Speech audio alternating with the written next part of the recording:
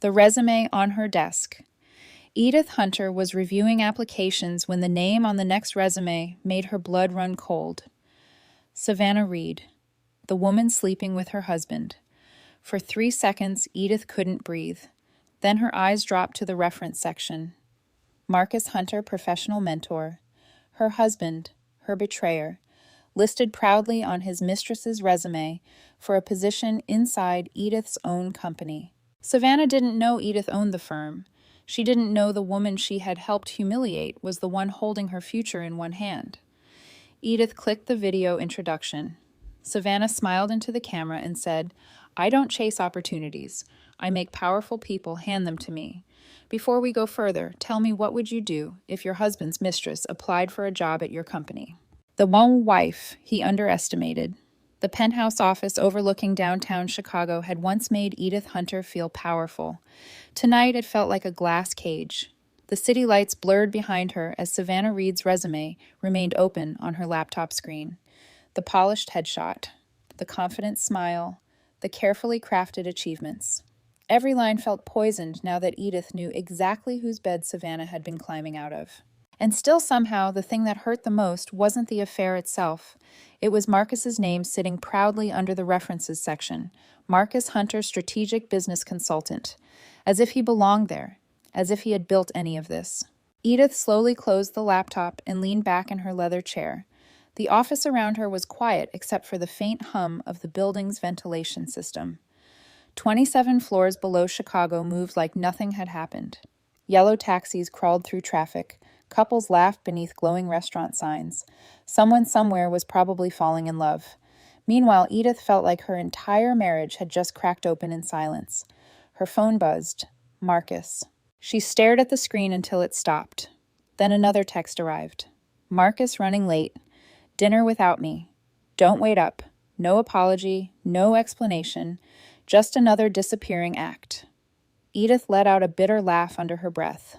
3 years ago, that text would have devastated her. She would have worried, wondered if she had done something wrong, asked herself if she had become too busy, too cold, too difficult to love. Now she could practically smell Savannah's perfume through the screen. She stood and walked toward the massive windows overlooking the city. Her reflection stared back at her in the glass. Tailored black blazer, exhausted eyes, hair pinned perfectly despite the 12-hour workday. Marcus used to tell her she looked powerful. Eventually, he started saying it like an insult. You know, he had said once at a charity dinner, swirling whiskey in his glass while smiling at donors, "Sometimes I think you love control more than people." Everyone laughed lightly. Edith laughed too. Because that's what wives like her did. They swallowed humiliation in elegant little pieces. The truth was, Edith Hunter had spent years shrinking herself to protect Marcus's ego.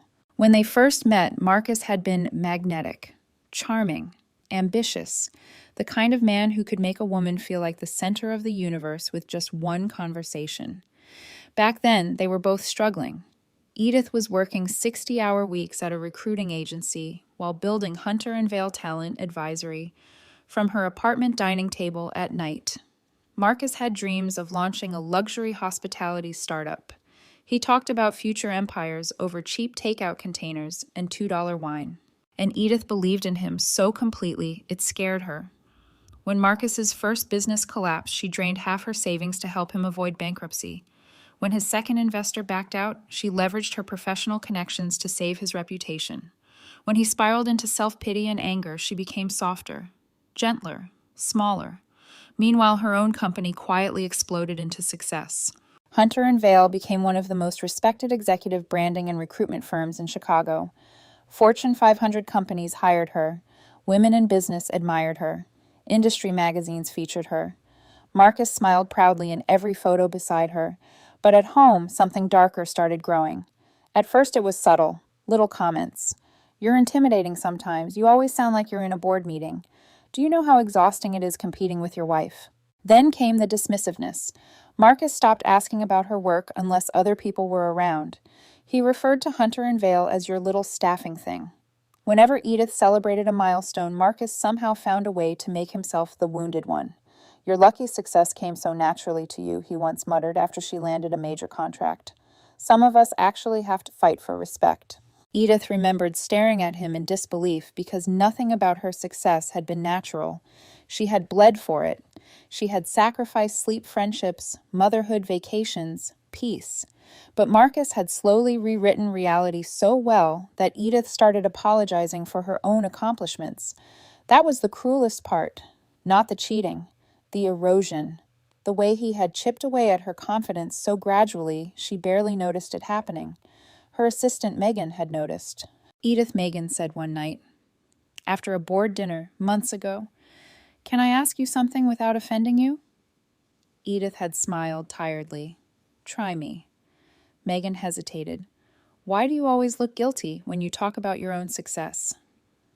The question haunted her for weeks. Now, standing alone in her office with Savannah's resume sitting like evidence on her desk, Edith finally understood the answer. Because Marcus needed her to feel guilty. A secure woman was harder to control. Her phone buzzed again. This time it wasn't Marcus.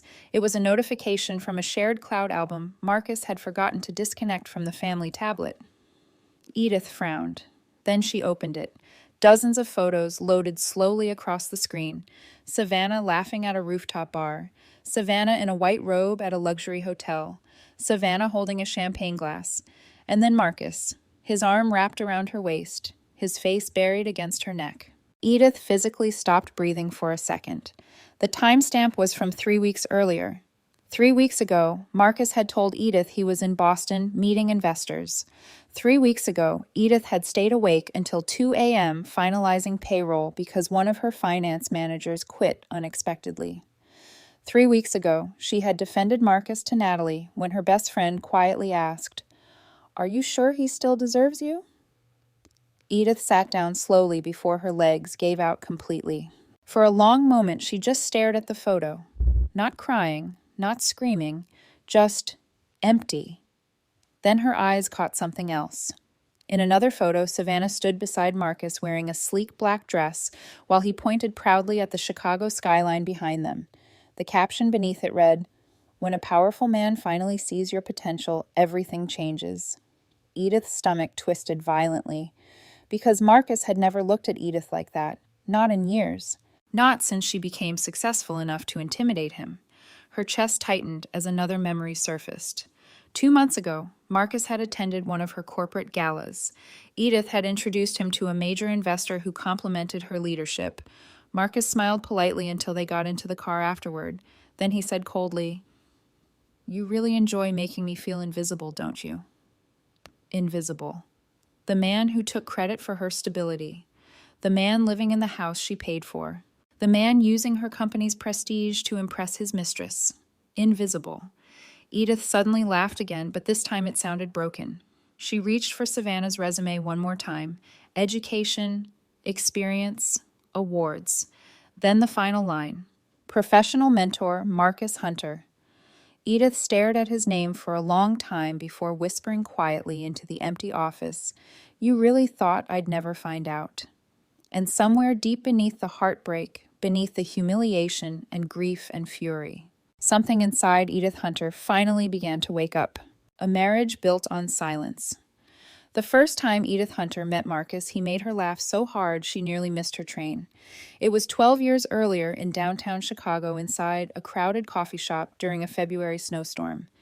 Edith had been 28, exhausted, carrying 2 laptops and a folder full of client proposals she still needed to finish before midnight. Marcus had smiled at her from the end of the counter and said, "You look like the kind of woman who hasn't slept in 3 days." Edith laughed despite herself. "And you look like the kind of man who says inappropriate things to strangers. Only the beautiful ones." Back then, charm still felt romantic instead of dangerous. Marcus had a way of making people feel chosen, seen, like the room shifted slightly when he looked at them. For Edith, who had spent most of her life proving herself, that feeling became addictive.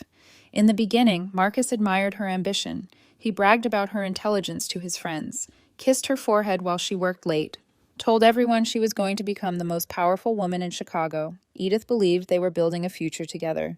When Marcus proposed, he held her face gently and whispered, "I promise I will never become the kind of man who fears his wife's success." At the time, she thought it was the most beautiful promise anyone had ever made her.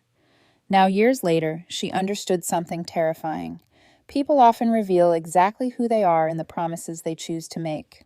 The next morning, Edith sat alone at the kitchen island of their enormous suburban home, staring into a cup of coffee that had gone cold an hour earlier. Marcus still hadn't come home. Outside the wealthy North Shore neighborhood looked peaceful. Perfect lawns, expensive SUVs, golden sunlight reflecting off giant windows and manicured hedges. The kind of neighborhood where women smiled politely at charity events while hiding bruises no one could photograph. Edith's phone buzzed with a text from Natalie Brooks. Natalie, you disappeared last night. Everything okay? Edith stared at the message. Natalie had been asking versions of that question for years. Edith always lied. Edith. Just tired. Busy week. 3 dots appeared immediately, then vanished. Natalie didn't believe her anymore. Honestly, Edith barely believed herself. The front door finally opened around 9:30. Marcus walked in wearing dark jeans and a camel-colored coat that smelled faintly of expensive cologne and winter air. And underneath that, a perfume Edith didn't own. Marcus smiled casually when he saw her. There you are, as if she had been the one missing. Edith watched him carefully as he loosened his scarf and tossed his keys onto the marble counter. No guilt, no panic, nothing. That was what disturbed her most. Marcus had become comfortable hurting her. You were out late, Edith said quietly.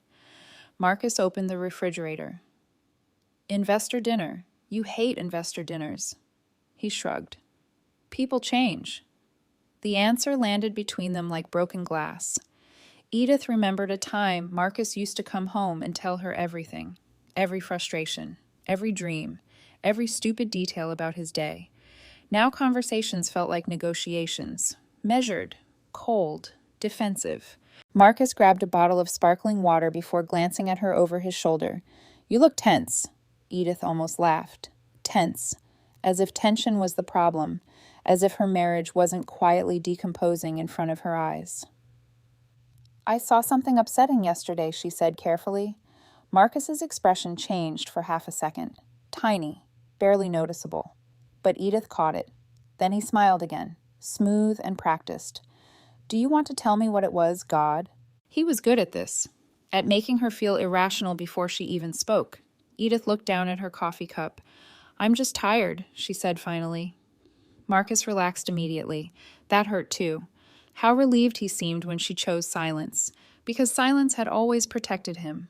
That was the foundation of their marriage now. Not trust, not love. Edith's silence. Marcus walked over and kissed the top of her head lightly.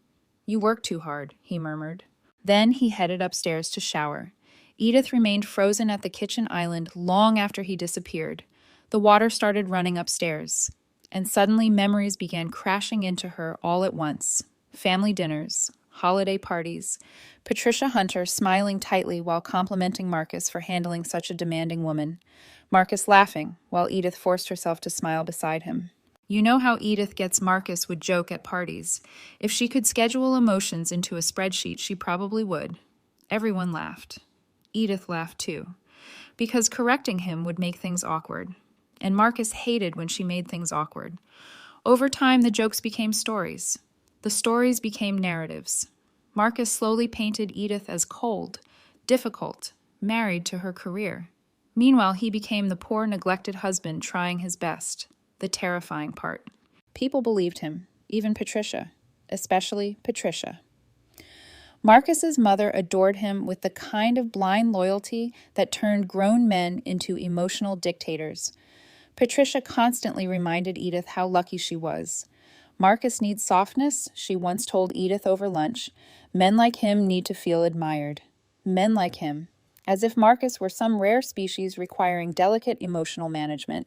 Edith remembered sitting there silently while Patricia criticized her for checking work emails during lunch. Never mind the fact Edith's company was supporting their entire lifestyle after Marcus's second failed startup. Never mind that Edith paid the mortgage, or the country club membership, or the vacations Patricia bragged about to her friends. Marcus's failures were temporary. Edith's success was somehow still treated like a personality flaw. The shower upstairs stopped running. Edith closed her eyes slowly. She suddenly remembered another moment she had buried years ago. 3 years earlier, during a family Christmas dinner, Patricia had asked Marcus when they planned to have children. Marcus smiled tightly and said, "Hard to start a family when your wife is married to her office." The entire table laughed softly. Edith felt humiliated. But worse, Marcus squeezed her hand beneath the table afterward like she was overreacting. Later that night, Edith cried alone in the bathroom while Marcus slept peacefully in their bed. Now she realized something devastating. Marcus had spent years training her to doubt her own pain. Her phone suddenly rang. Patricia Hunter. Edith stared at the screen before answering. "Hello." Patricia's voice floated through the speaker, polished and artificial. "Edith, sweetheart, I was just calling about the fundraiser next weekend." Edith leaned back slowly in her chair. "What about it?" "Oh, Marcus mentioned some young woman from a marketing firm might attend. Savannah something?" The room went completely silent. Edith stopped breathing. Patricia continued casually. Completely unaware, she had just detonated a bomb. "She apparently thinks very highly of Marcus. Honestly, it's refreshing seeing someone appreciate how intelligent my son really is." Edith gripped the phone harder. Every nerve in her body screamed. "She talks to you," Edith asked quietly.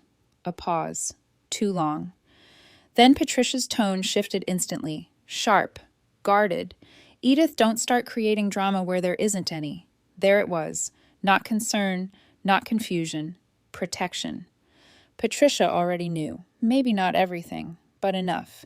Edith felt something cold settle deep inside her chest. How long, she whispered. Patricia sighed impatiently. "Honestly, maybe if you had been more emotionally available, Marcus wouldn't need people who actually listened to him." The sentence hit Edith harder than she expected. Not because it hurt, because suddenly everything became clear.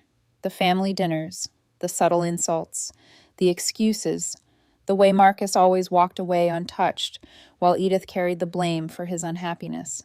She had spent years trying to become smaller, softer, easier to love.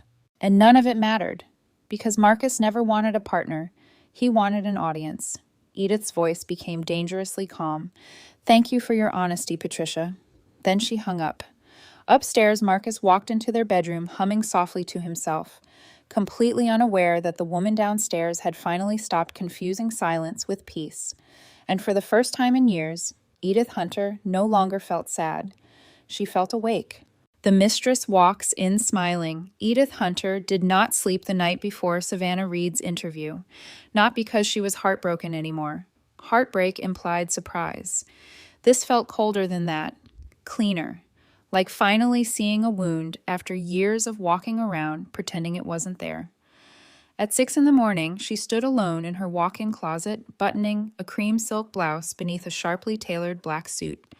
Her movements were precise, controlled, every detail intentional. Wore armor disguised as elegance. Downstairs, Marcus sat at the kitchen counter, scrolling through his phone while drinking espresso. He looked up when Edith entered. "You're dressed intense today." Edith reached for her car keys calmly. "Big day." Marcus smirked faintly.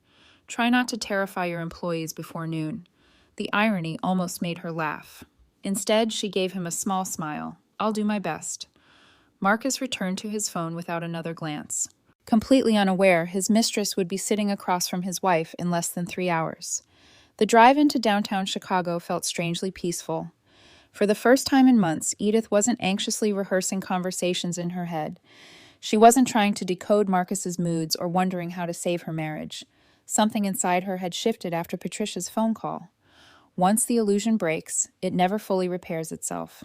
By the time Edith stepped into the glass headquarters of Hunter and Vale Talent Advisory, she already looked untouchable again. Employees greeted her warmly as she crossed the marble lobby. "Morning, Ms. Hunter." "Good morning, Edith. You crushed the Caldwell account presentation yesterday." Edith smiled politely through all of it. Because unlike Marcus, these people actually respected what she built. Megan Collins was already waiting in Edith's office with a tablet and coffee when Edith arrived upstairs.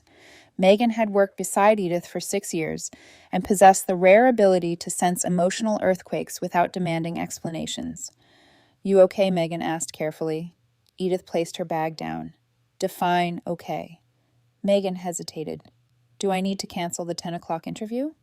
Edith slowly looked up. No. Megan studied her face carefully. Then realization flickered in her eyes. Not full understanding, but enough. That's her, Megan asked quietly. Edith nodded once. Megan leaned back in her chair, stunned. Jesus. The room fell silent.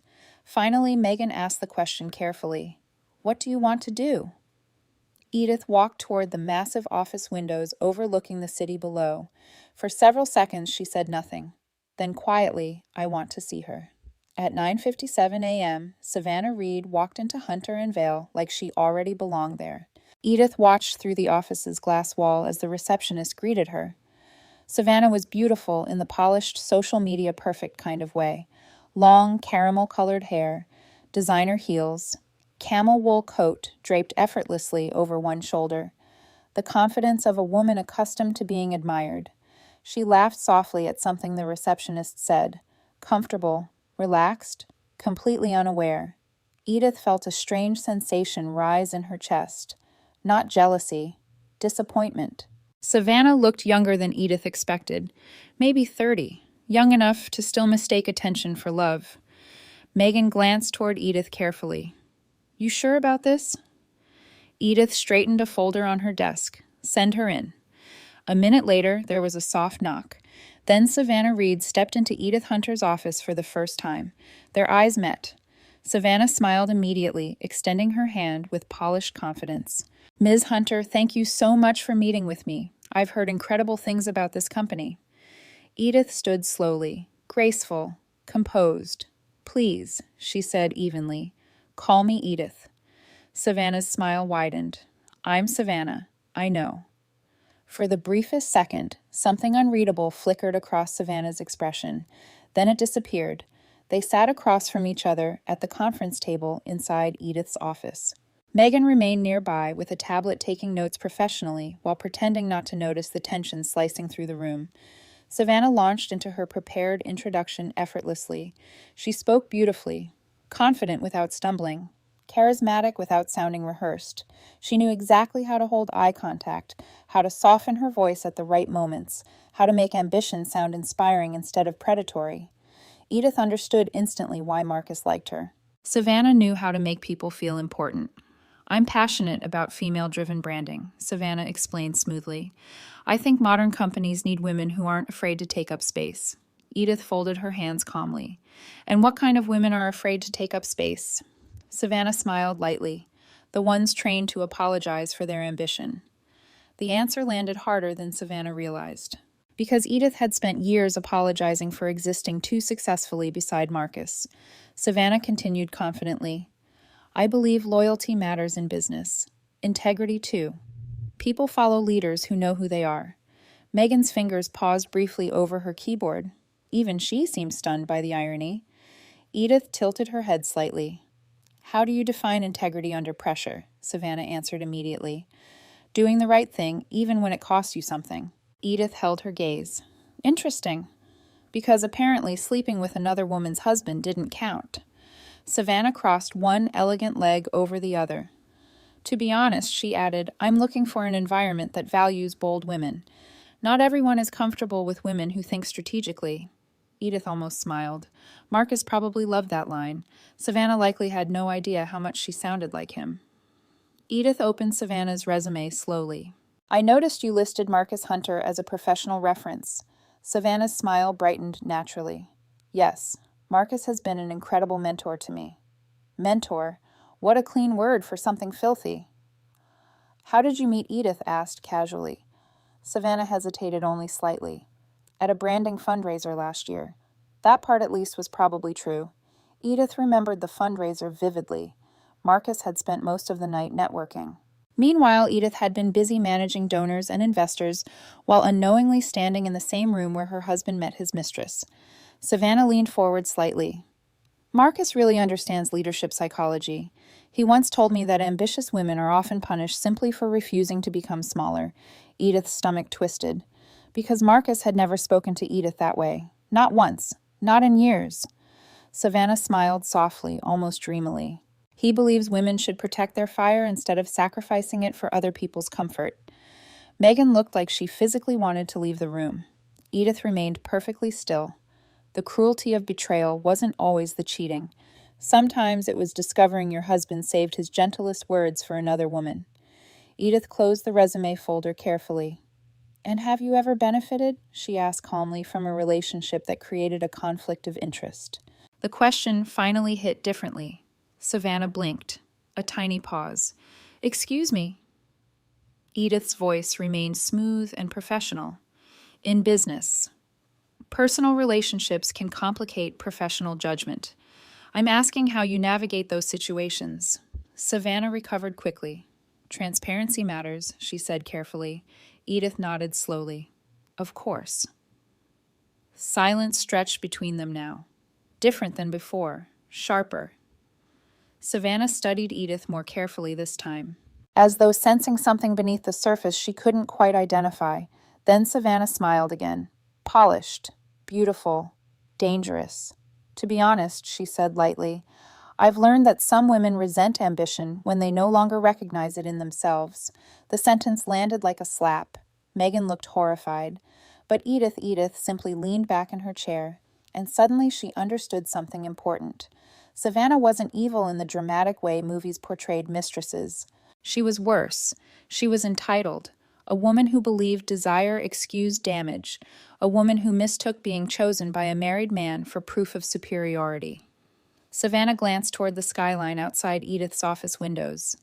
"This company is exactly the kind of place I belong," she said softly.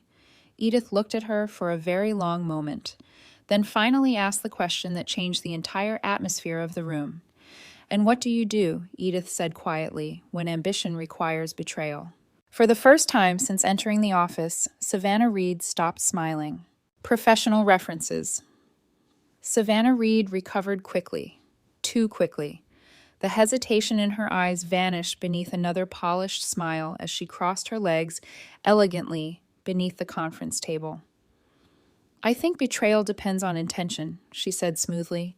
"Sometimes people hurt others simply by choosing themselves." Edith held her gaze without blinking.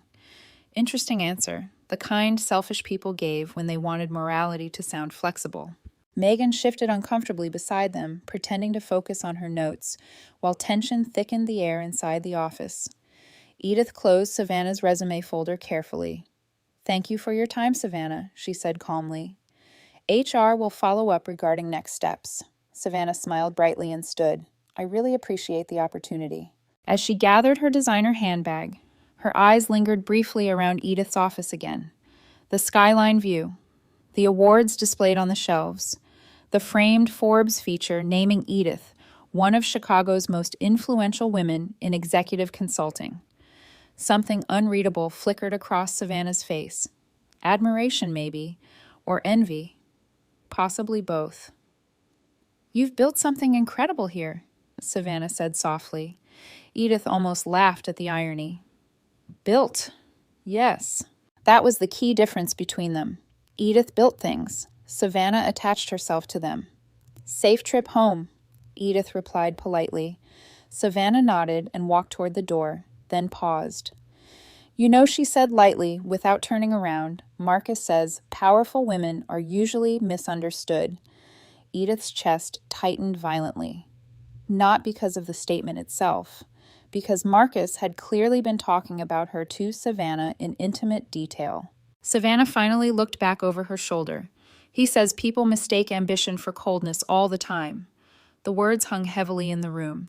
Then Savannah smiled one last time and disappeared. The second the office door closed, Megan let out a breath. "Oh my God." Edith remained still in her chair. Megan stared at her in disbelief. "She has no idea who you are, does she?" "No," Edith answered quietly. Megan looked horrified now. "She sat there talking about integrity while sleeping with your husband."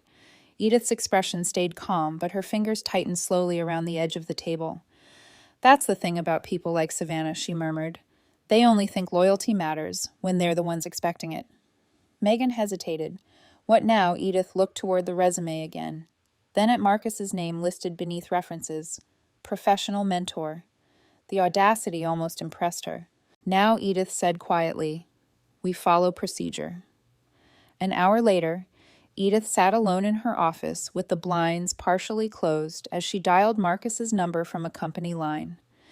Every executive candidate at Hunter and Vale went through reference verification. Today would be no different. The phone rang twice before Marcus answered. Marcus Hunter speaking. Edith nearly closed her eyes at the sound of his voice. Warm, smooth, charming. The same voice that once made her feel safe. Now it sounded rehearsed, professional, false. "Good afternoon," Edith said evenly, disguising her voice slightly into the colder executive tone she often used during negotiations.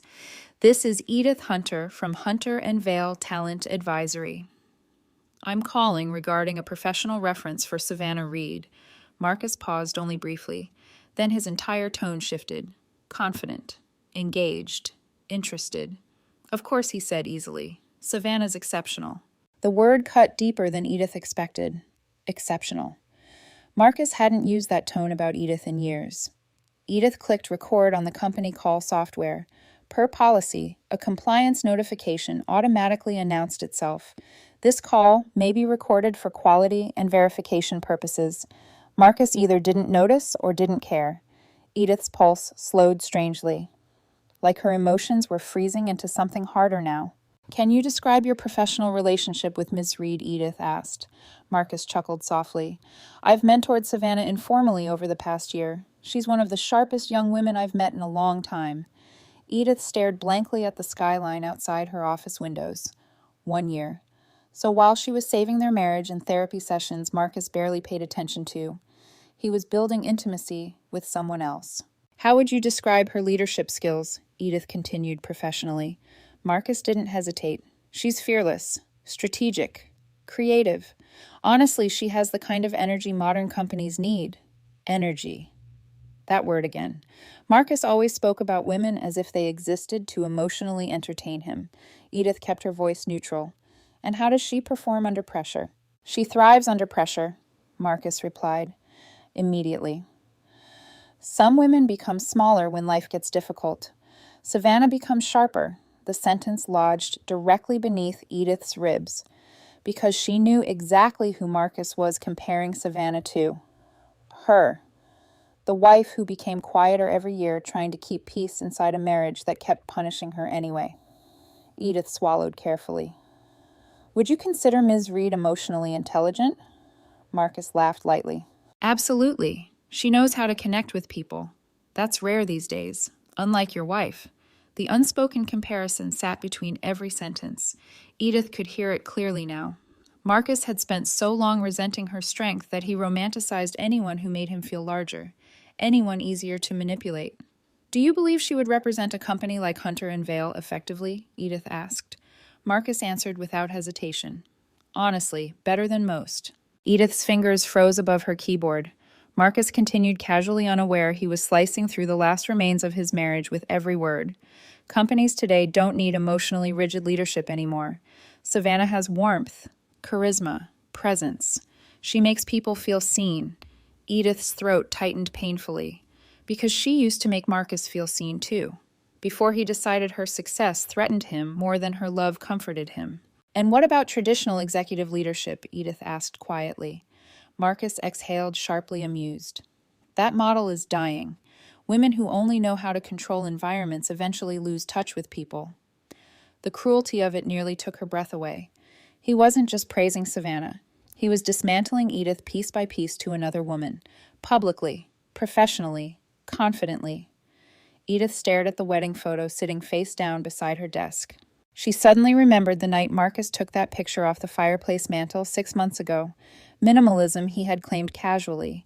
But maybe he simply didn't want reminders anymore. "Would you hire Ms. Reed personally?" Edith asked. Marcus laughed softly. In a heartbeat. Then came the sentence Edith would remember forever. "She's the kind of woman who makes outdated leadership look invisible." Invisible. The same word again. Only now Edith understood. Marcus needed her invisible so he could feel visible himself. Silence filled the line briefly. Then Marcus added casually, "To be honest, Hunter and Vale could probably use someone like Savannah as the face of the company moving forward." Edith physically stopped breathing. Marcus continued, completely unaware he had just detonated his own life. She represents the future better than Edith Hunter ever did. The room went silent. Not dramatic silence. Not cinematic silence. The kind that happens when love finally dies for real. Edith sat perfectly still. Every sacrifice, every defense, every excuse she had made for Marcus collapsed quietly inside her chest. Not because he cheated, because he hated her. Maybe not loudly, maybe not consciously, but enough to enjoy replacing her, enough to erase her humanity while benefiting from everything she built. Megan stepped into the office halfway through the silence, immediately sensing something catastrophic had happened. Edith slowly removed the headset. Her face had gone pale, but her posture remained perfectly straight. Megan looked terrified. Edith. Edith raised one hand gently. Then she lifted the headset again and spoke into the phone with terrifying calm. "Thank you, Mr. Hunter," she said softly. A pause. Then, "That tells me everything I need to know." And for the first time since discovering the affair, Edith Hunter stopped feeling like the victim in her own story. Dinner with the perfect husband. Marcus Hunter came home carrying white roses. The irony almost made Edith laugh out loud. He walked into the kitchen looking expensive and composed, in a charcoal wool coat, his dark hair still damp from the rain outside. Most women would have looked at him and seen stability, success, sophisticated masculinity. Edith now saw performance. Marcus held up the bouquet with an easy smile. Peace offering. Edith stood at the kitchen counter reviewing documents on her iPad without looking up immediately. For what Marcus smirked slightly, as if she were being difficult on purpose. "Do I need a reason to bring my wife flowers?" Wife. Funny how men loved using that word most when they were betraying you. Edith finally accepted the bouquet carefully. The roses smelled beautiful, fresh, elegant, dead within days, appropriate. Marcus loosened his tie while moving around the kitchen comfortably. Completely unaware, his entire affair had already unraveled inside Edith's hands. Or maybe he believed she would never confront him. That was the problem with women who tolerated too much. Eventually, men mistook endurance for blindness. "We still on for the Mercer Foundation dinner tonight?" Marcus asked casually. Edith placed the flowers down beside the sink. "Yes." Marcus opened the refrigerator. "Good. Richard Caldwell will be there. I want you in a good mood tonight." Edith almost smiled. Richard Caldwell. The same board member Marcus had apparently been whispering to behind her back. Interesting. Marcus glanced toward her over his shoulder. "What?" "You seem nervous tonight," Edith said softly. Marcus laughed once. "Projection looks ugly on you, Edith." There it was again. That tiny undercurrent of contempt hidden beneath polished charm. The thing outsiders never saw. Marcus grabbed sparkling water from the refrigerator before studying her carefully. "You're wearing black again tonight." Edith looked down at her silk blouse and fitted trousers. "Yes. You dress like you're attending corporate funerals, and you dress like you're auditioning to be trusted." Marcus stared at her. The room went still for half a second. Then he smiled again. Smooth recovery. Always smooth. "You know," he murmured, "sometimes I honestly can't tell if you even liked me anymore." The manipulation was so familiar now, Edith could practically predict the rhythm of it. He hurts her. She reacts. He becomes wounded. Suddenly, she's comforting him. Edith leaned against the marble counter calmly. "I think we stopped knowing each other a long time ago." Marcus's jaw tightened almost invisibly, but before he could answer, his phone buzzed. The smallest flicker of panic crossed his face, then disappeared. Edith noticed anyway. Of course she did. Marcus quickly flipped the phone face down against the counter. Too fast. Too careful. Edith looked at the device for one long second before meeting his eyes again. "Work?" she asked evenly. Marcus grabbed the phone immediately and slid it into his pocket. "Yeah." Lie. The terrifying thing was how automatic dishonesty had become for him, not even emotional anymore. Just reflex. 3 hours later, they arrived at the Mercer Foundation Winter Gala. The country club glittered beneath chandeliers, and gold lighting, filled with wealthy donors, executives, politicians, and polished women wearing diamonds large enough to pay college tuition, the kind of room where reputations mattered more than morality. Marcus immediately transformed. His posture changed first, then his smile, then his voice. By the time they entered the ballroom, he had become the version of himself the world adored. Confident, charismatic, attentive. His hand rested gently against Edith's lower back as he introduced her to guests. My brilliant wife. Edith built half the recruiting powerhouses in this city. I don't know how she does it. People laughed warmly around them. Marcus kissed Edith's temple once during cocktail hour. A photographer snapped the moment. Perfect couple, perfect marriage, perfect lie. Edith stood beside him, smiling gracefully, while rage slowly sharpened into clarity inside her chest. This was Marcus's true talent, not business, not leadership, image management. He didn't need people to love him. He needed them to admire him. Edith Richard Caldwell approached them near the champagne tower with his usual politician smile. Tall, silver-haired, overly confident. Marcus immediately shook his hand. Richard, good to see you. Richard nodded warmly toward Edith. You look stunning tonight. Edith smiled politely. And you look expensive. Richard laughed loudly. Marcus watched her carefully. He always became uneasy when Edith stopped playing agreeable. A server passed with champagne flutes. Marcus handed one to Edith. You should relax tonight. The sentence sounded harmless, but Edith heard the translation clearly. Be easier, be quieter, be manageable. Before she could respond, movement near the ballroom entrance caught Marcus's attention. His entire body froze. Edith followed his gaze. And there she was, Savannah Reed, wearing a sleek emerald dress that hugged her figure perfectly. Savannah entered the gala beside a media executive from a luxury branding agency sponsoring the event. Beautiful, confident, completely unaware she had just walked directly into the center of a collapsing marriage. Marcus went pale. Edith noticed immediately. Richard noticed too. You okay? Richard asked casually. Marcus forced a smile much too quickly. Fine. Savannah spotted Marcus across the ballroom seconds later and smiled. Not polite smiling, intimate smiling. The kind of smile women gave men after seeing them naked. Edith felt something strange happen inside her then. Not heartbreak, not even jealousy anymore. Disgust. Because suddenly Marcus looked small.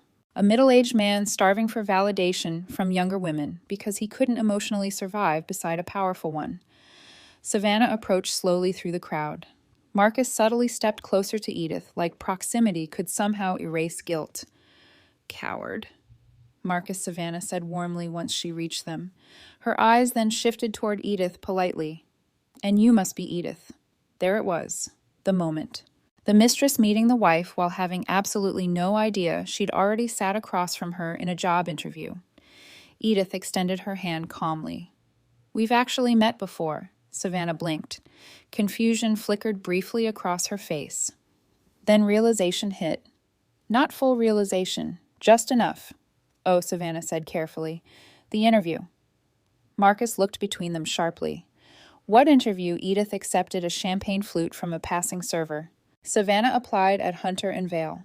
The silence that followed was microscopic, but deadly. Marcus recovered first. Small world, he said lightly. Edith almost admired the speed of his acting. Savannah smiled too brightly now. Yes, Edith's company is incredible. Marcus glanced toward Edith carefully. You never mentioned that. You never asked.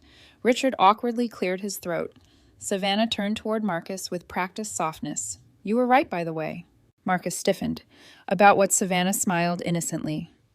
That powerful women are usually misunderstood. The sentence sliced through the air like a blade. Edith saw panic flash across Marcus's face for the first time all night. Good. Let him sweat. Savannah took a sip of champagne before adding casually. Some women know how to inspire ambition. Others just know how to control rooms. Marcus looked physically ill now. Edith remained perfectly calm. Because suddenly, she understood something important. Savannah wasn't trying to insult her. She genuinely believed Marcus's version of reality. Marcus had built two completely different women from the truth. The cold wife and the exciting mistress. Both fake, both useful. A string quartet played softly nearby, while wealthy guests laughed beneath chandeliers. The entire ballroom sparkled with artificial beauty. And standing in the middle of it all, Edith realized her marriage had become exactly like this event. Elegant, curated, emotionally hollow. Savannah raised her glass lightly toward Edith. To women, she said smoothly, who know when to step aside. Marcus closed his eyes briefly, because for the first time all evening, even he knew the line had gone too far. The night. Edith stopped begging. The drive home was silent. Not ordinary silence, not tired married couple silence. This one felt alive, sharp, dangerous. Rain streaked across the windshield of Marcus's Mercedes while downtown Chicago disappeared behind them in glowing blurs of gold and white. The windshield wipers moved rhythmically, filling the car with a mechanical sound that somehow made everything feel colder. Marcus kept both hands tight on the steering wheel. Edith stared out the passenger window. Neither of them mentioned Savannah. Not yet. But her presence sat between them like smoke. By the time they pulled into the circular driveway of their suburban home, the tension inside the car had become unbearable. Marcus cut the engine hard. You embarrassed me tonight. Edith turned slowly toward him. The audacity nearly fascinated her. Excuse me. Marcus exhaled sharply, jaw tight. You knew exactly what you were doing. Edith laughed once under her breath. Soft. Disbelieving. No, Marcus, she said quietly. I think that was the first honest room either of us has stood in for years. Marcus climbed out of the car without responding. Edith followed him into the house, slowly, heels clicking against marble floors while tension crackled through the enormous space around them. The house suddenly felt too large, too expensive, too empty. Marcus yanked off his tie the second they entered the kitchen. What exactly is this? He snapped. Some kind of performance, Edith set her purse down carefully. That's rich coming from you. Marcus scoffed harshly. There you go again. Again what? This cold corporate attitude where everything becomes a strategy meeting instead of a marriage. Edith stared at him. There it was. The script. Always the same. Marcus betrays. Edith reacts. Marcus becomes the victim. But tonight, something inside her refused to follow the pattern anymore. Edith folded her arms slowly. How long? Marcus blinked. Don't. How long have you been sleeping with her? Marcus looked away immediately. Guilt. Finally. But only for a second. Then came the anger. How long have you been spying on me? He shot back. Edith almost laughed again. Because men like Marcus never answered questions directly once truth cornered them. They redirected, attacked, confused. I saw the photos, Edith said calmly. I interviewed her. I heard your reference call. So let's stop insulting each other with lies. Marcus went completely still, the blood visibly drained from his face. You what? Edith held his gaze. She applied to my company. For the first time since this nightmare began, Marcus genuinely looked afraid. Not heartbroken, not remorseful. Afraid. Edith. She listed you as a reference. Marcus dragged both hands through his hair aggressively. Jesus Christ. No. Edith replied softly. That's probably what I should have said years ago. Marcus started pacing across the kitchen now. This isn't what you think. Edith stared at him in disbelief. What exactly do you think I think, Marcus? That I'm having some massive affair you are. It's complicated. No, Edith said sharply for the first time all night. It's actually incredibly simple. Marcus stopped pacing. She listens to me. The sentence hung in the air. Edith felt her stomach twist. Not because it hurt anymore, because it sounded pathetic. You think that justifies this? Marcus stepped closer now, frustration pouring off him. You haven't been here for years, Edith. Her eyes narrowed slightly. I built this life with you. You built a company, Marcus snapped. Not a marriage. The cruelty of the sentence echoed through the kitchen. Edith looked at him for a very long time, then quietly asked, Do you know what's interesting? Marcus frowned. I spent years believing I failed you somehow. Her voice trembled slightly now, but not from weakness, from exhaustion. I thought maybe I worked too much. Maybe I wasn't soft enough. Maybe success made me difficult to love. Marcus's expression shifted uneasily. But Savannah helped me understand something tonight. Marcus stiffened immediately at her name. Edith smiled bitterly. You don't love women, Marcus. You love admiration. Silence. Dead silence.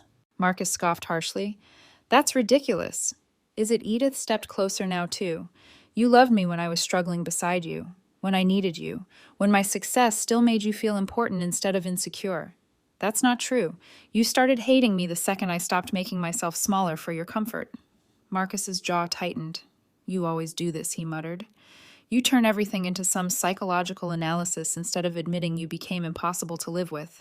Edith physically flinched, not because the insult worked, because once upon a time it would have destroyed her.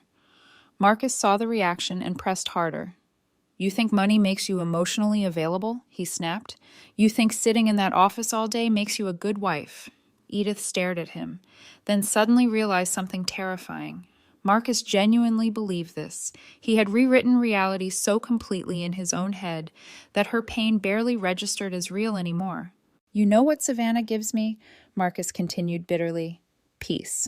Edith almost smiled at the irony. Peace. The woman secretly sleeping with a married man brought him peace. Meanwhile, Edith had spent years carrying his failures, debts, moods, and ego like unpaid emotional labor. Savannah makes me feel wanted, Marcus said quietly now. Edith swallowed hard. There it is. Marcus frowned. What? The truth. Marcus looked confused. You don't love her because she understands you, Edith whispered. You love her because she worships you. Marcus's face darkened instantly. That's unfair. No, Edith replied calmly. What's unfair is building your confidence on top of another woman's self-worth. Marcus turned away angrily. You always need to sound morally superior. Edith stared at his back. I defended you for years. Marcus laughed bitterly. Congratulations. I paid your debts. You didn't have to. I protected your image. No one asked you to. Every sentence felt like another layer peeling off her illusion of him. Marcus didn't just lack gratitude. He resented her for witnessing his weakness. Edith suddenly felt unbearably tired. Not emotionally, spiritually, like she had been carrying a relationship alone for years without realizing the other person had already left. Marcus turned back toward her sharply. And before you threaten me with divorce, he said coldly, remember, half of everything in this house belongs to me too. There it was, the real fear, not losing Edith, losing access, the lifestyle, the image, the security. Edith looked at him carefully. You really think this is about money? Marcus crossed his arms defensively. You don't get to destroy my life because you're angry. Edith almost laughed again. Destroy his life, Marcus had been dismantling hers quietly for years. She walked past him without another word and disappeared down the hallway toward her office. Marcus followed immediately. Where are you going? Edith ignored him. She entered the room calmly and knelt beside the bottom drawer of a locked filing cabinet. Marcus frowned. What are you doing? Edith unlocked the drawer slowly. Inside sat a thick leather folder, neatly organized, untouched for years. Marcus's expression shifted slightly. Then confusion gave way to realization. Edith stood and placed the folder on the desk between them. Marcus stared at the label. Post-nuptial agreement. His face went white. Oh my God, he whispered. Edith held his gaze steadily. Years earlier, after Marcus's second failed business nearly buried them in debt, he had signed the agreement willingly. At the time, Edith thought they were protecting each other financially. Now she realized she had unknowingly protected herself from him. Marcus opened the folder with trembling hands. The legal language stared back at him in brutal clarity. Hunter and Vale belonged solely to Edith. The investments, the equity, the expansion accounts, all protected. Marcus looked up slowly, panic finally breaking through his arrogance. Edith. You should have read what you signed. And for the first time since their marriage began falling apart. Marcus Hunter understood he was no longer standing across from the woman who begged to be loved. He was standing across from the woman he underestimated. The woman with the folder. Edith left the house at 7 the next morning. Marcus was still sitting in his office when she walked out. He hadn't slept. Neither had she. But the difference was visible now. Marcus looked like a man panicking over consequences. Edith looked like a woman finally stepping out of a burning building. The sunrise over Chicago painted the streets gold as her black Range Rover moved through morning traffic. Normally, Edith used the drive downtown to prepare for meetings or answer calls. Today, she drove in silence. one hand resting lightly on the steering wheel, the other gripping the leather folder sitting on the passenger seat beside her. The post-nuptial agreement, the thing Marcus once signed casually because he trusted her completely. Because back then, Edith would have died before hurting him. Funny how men often mistake kindness for permanent immunity. 40 minutes later, Edith stepped into Whitaker and Rowe Family Law on Michigan Avenue. The office looked exactly like Lauren Whitaker herself. Elegant, minimal, ruthlessly expensive. A receptionist guided Edith toward a private conference room overlooking Lake Michigan. Lauren Whitaker entered moments later carrying an espresso and a tablet. Tall, sharp-eyed, mid-40s, the kind of woman who looked impossible to manipulate emotionally, she hugged Edith briefly before pulling back to study her face.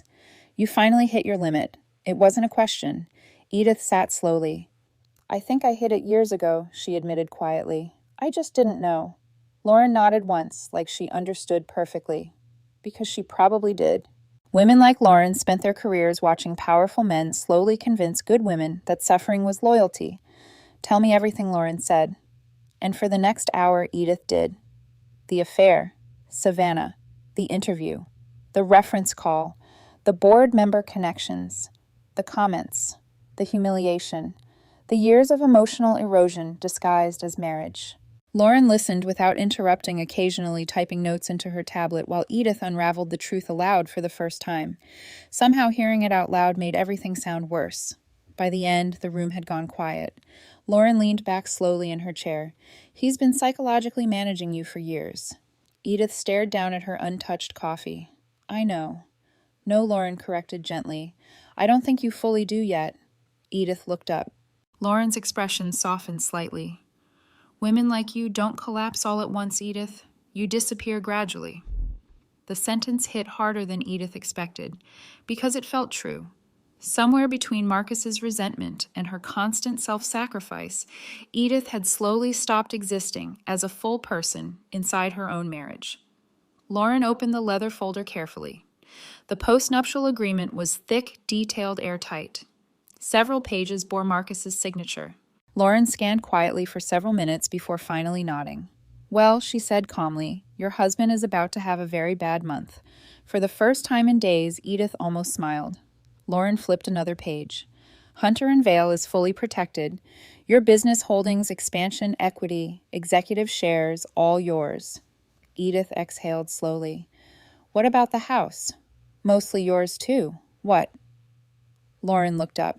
"Edith, you purchased that property through your trust after Marcus's debt restructuring.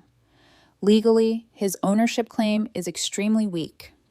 Edith blinked. Marcus had spent years acting like the provider of a life Edith had actually financed herself.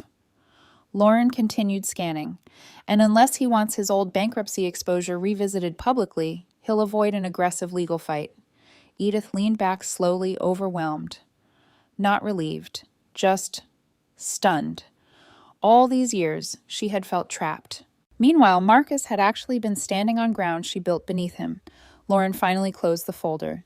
"Now let's discuss the more dangerous issue." Edith frowned slightly. "The affair," Lauren shook her head. "The company." That got Edith's attention immediately. Lauren slid her tablet across the table. "I had my investigator pull preliminary connections between Marcus Savannah Reed and a few corporate contacts." Edith's stomach tightened. "What did you find?" Lauren's expression darkened. "Your husband has been using proximity to your company to elevate Savannah professionally." Edith stared at her silently. Lauren continued. "He's implied influence over executive decisions. There are emails suggesting he positioned himself as an informal strategic advisor within your network." "That's not true. I know it's not true," Lauren said calmly. "But perception matters." Edith felt ice slide down her spine. Marcus hadn't just cheated. He had used her company like social currency, like an asset he owned. Lauren opened another document. "And Savannah's resume has discrepancies." Edith leaned forward immediately. "What kind?" Inflated titles. "Questionable campaign leadership claims. Overlapping employment dates that don't make sense." Edith stared at the documents. Savannah had presented herself with such polished confidence during the interview. Lauren tapped one highlighted section. She claimed executive leadership on a luxury hospitality rebranding project. Edith frowned. I know that project, Lauren nodded. The actual campaign lead was someone else entirely. Edith's chest tightened slowly. So she lied. She curated, Lauren corrected dryly. People like Savannah rarely tell complete lies. They build versions of reality flattering enough to survive scrutiny. Sound familiar? The thought hit Edith instantly. Marcus did the same thing emotionally. Savannah did it professionally. Maybe that's why they found each other. Lauren folded her hands together. You need to decide something carefully. What do you want revenge? Edith was quiet for a long moment. Then finally, no. Lauren raised an eyebrow slightly. Edith looked out toward the lake. I want the truth where it belongs. That answer seemed to satisfy Lauren more than anger would have. Good, she said quietly. Because revenge clouds judgment. Documentation doesn't. For the next hour, they built strategy. Not emotional strategy, legal strategy, corporate strategy, protection. Lauren instructed Edith to preserve every email message and recorded interaction. Megan Collins would quietly continue verifying Savannah's employment history through HR channels. No emotional confrontations, no public accusations, no messy scenes. Everything clean, everything precise. By noon, Edith felt something unfamiliar returning slowly to her body. Control, not over Marcus, over herself. As the meeting wrapped up, Lauren studied Edith carefully. Can I tell you something unpleasant? Edith gave a tired smile. That seems to be the theme of my week. Lauren leaned forward slightly. Men like Marcus don't panic when women cry. Edith's eyes lifted slowly. They panic when women become impossible to manipulate. The sentence settled deep inside her chest. Because for years, Marcus had always known exactly how to regain control, charm her, guilt her, confuse her, make her defend herself until she forgot what he did wrong in the first place. But now Edith wasn't trying to save the relationship anymore, and that changed everything. Her phone buzzed suddenly against the conference table. Marcus! Lauren glanced down at the screen. You answering Edith stared at his name. For years, seeing Marcus call made her anxious. Now it only made her tired. She silenced the phone calmly. No. Lauren nodded approvingly. Good. A second later, another message appeared. Marcus. We need to talk before you do something irrational. Edith looked at the words for several long seconds. Then something almost funny occurred to her. Men always called women irrational the moment women stopped accepting mistreatment quietly. Lauren read the message over Edith's shoulder and laughed softly. Oh, he's terrified. Edith locked the screen slowly. Not because she wanted to avoid the message, because suddenly Marcus's panic no longer felt like her responsibility. For the first time in years, Edith Hunter walked out of a room without carrying someone else's emotional weight behind her. And somewhere across Chicago, Marcus Hunter was finally beginning to realize he was losing control of the one woman who had spent years protecting him from himself. The interview that became evidence. 3 days later, Edith Hunter sat at the head of the executive conference table while rain hammered against the windows of Hunter and Vale. The weather matched the mood inside the room perfectly. Cold, heavy, unforgiving. Megan Collins stood beside the screen at the front of the room, holding a remote control and a folder thick with printed documents. Only 4 people were present. Edith, Megan, Lauren Whitaker, and the truth. Lauren sipped black coffee quietly while Megan connected her laptop to the presentation screen. You ready? Megan asked carefully. Edith looked down at the documents spread before her. Savannah Reed's resume sat on top. Perfectly polished lies on expensive cream paper. No, Edith admitted softly. Then she lifted her eyes. But let's do it anyway. Megan nodded once and dimmed the conference room lights. The first slide appeared on screen. Employment verification, Savannah Reed. Megan exhaled quietly before beginning. So she said carefully, the short version is, Savannah Reed built an impressive career out of partial truths. Edith leaned back slowly in her chair. Megan clicked the remote. Another slide appeared. Luxury marketing campaigns, corporate branding projects, executive leadership claims. At first glance, Savannah looked wildly accomplished, until Megan began dismantling it piece by piece. She claimed senior campaign leadership for the Bellamy Hospitality rebrand, Megan explained. In reality, she was a contract coordinator, reporting to 3 different department heads. Click.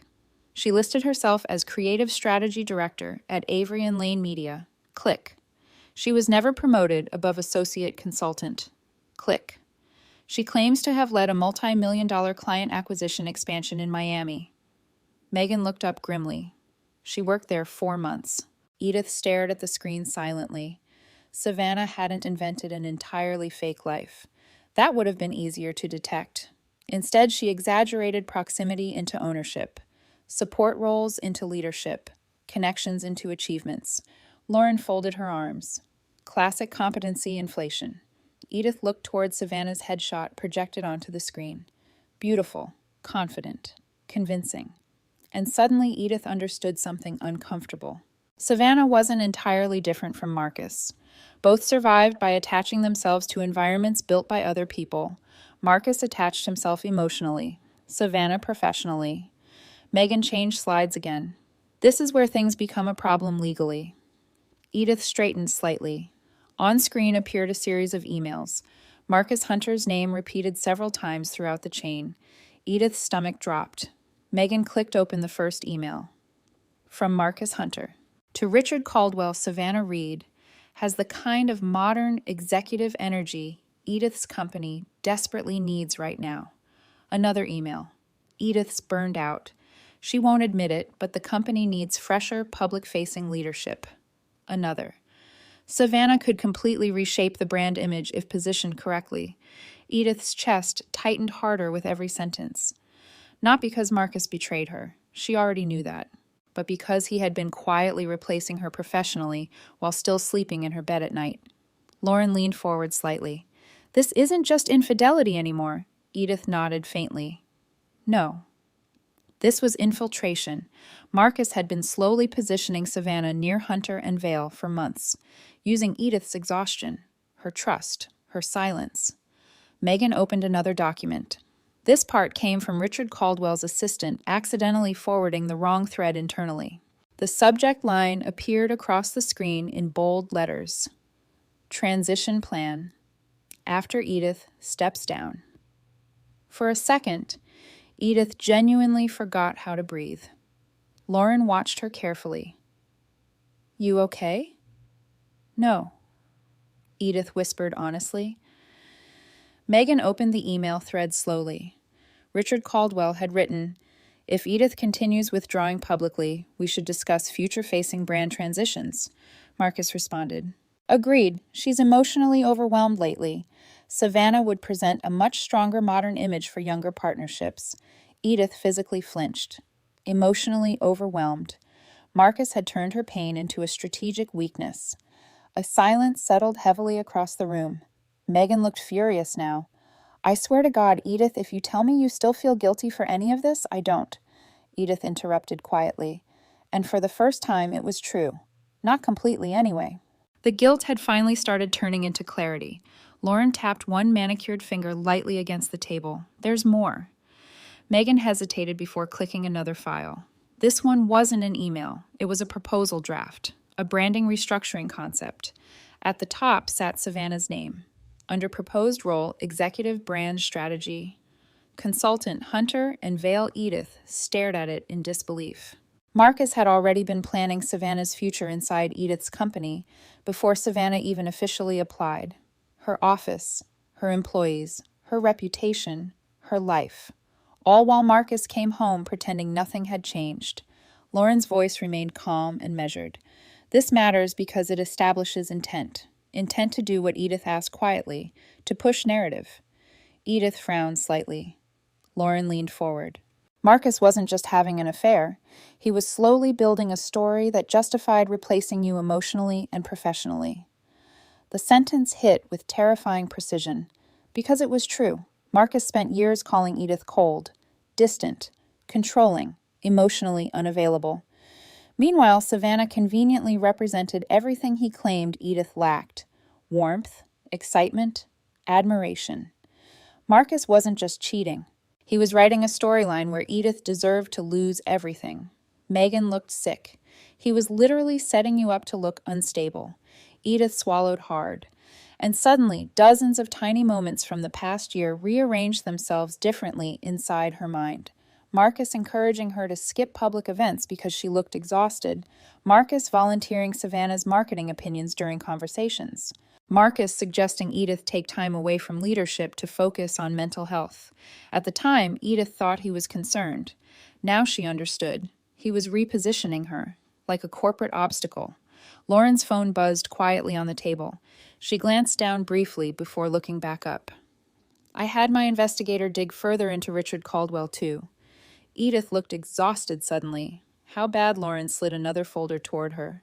Richard's been discussing succession planning privately with Marcus for at least 4 months. Edith opened the folder slowly. Inside sat printed text messages. One read, Edith built the structure. Savannah could modernize the image. Another Marcus says Edith's emotionally checked out already. Another. If she steps down voluntarily, transition becomes easier. Edith closed the folder immediately, because suddenly she understood the true horror of betrayal. It wasn't the cheating.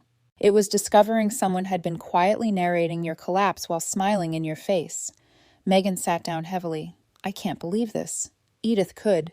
That was the worst part. Once the illusion shattered, Marcus's behavior suddenly made perfect sense. The criticism, the emotional distance, the subtle attacks on her confidence.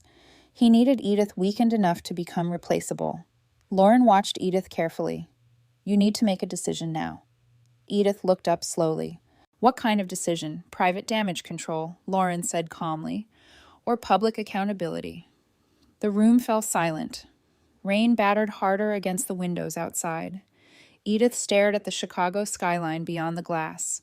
This company was her life's work, not because of money, because she built it while sacrificing pieces of herself no one ever saw. And Marcus had tried to turn it into a stage for another woman, a younger woman, a more flattering woman, a woman who made him feel admired instead of equal. Edith suddenly felt strangely calm, not peaceful, focused, like grief had finally burned itself into steel. She looked toward Megan. Schedule an emergency board meeting. Megan blinked. All of them? Yes. Lauren raised one eyebrow slightly.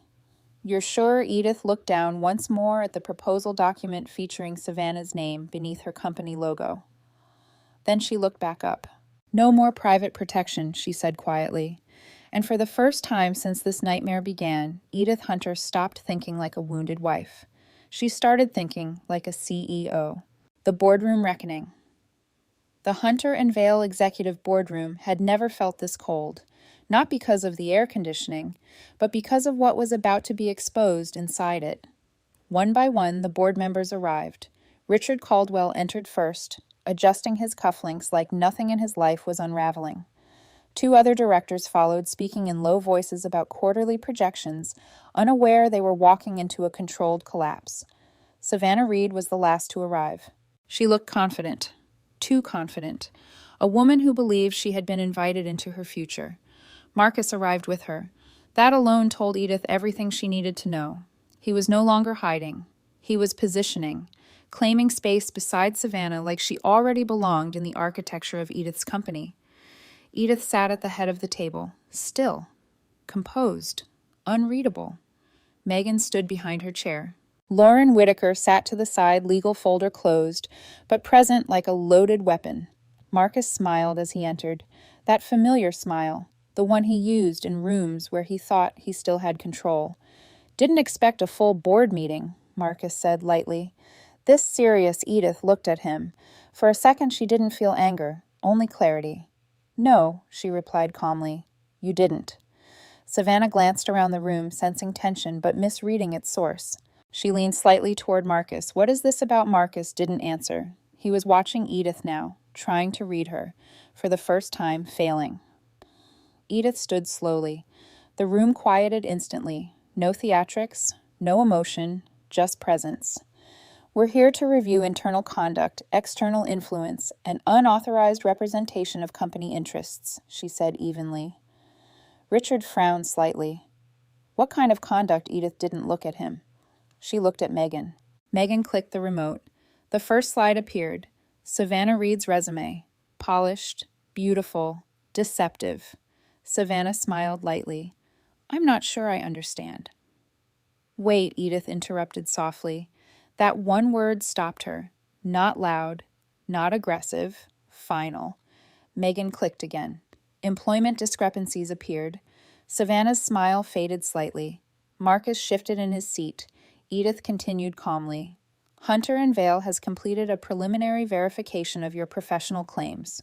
Savannah straightened. I'm sorry. Verification. Megan clicked again. False leadership titles, inflated roles, missing timelines, inconsistent employment records. The room shifted. Savannah's breathing changed. Marcus leaned forward slightly. This is unnecessary. Edith finally looked at him. Is it silence? Lauren slid a document forward across the table. I'll handle this part, she said calmly. Savannah glanced at the document. Her name, legal summary. Discrepancies highlighted. Her confidence cracked slightly. What is going on? She asked more sharply now. Edith stepped forward one pace. Not aggressive. Controlled. We also reviewed external communications. Marcus froze. Lauren pressed a button. Audio filled the room. Marcus's voice. Clear. Confident. Intimate. Savannah is exactly the kind of woman modern companies need. Savannah's head snapped toward Marcus. Confusion. Shock. Then realization. Marcus didn't move.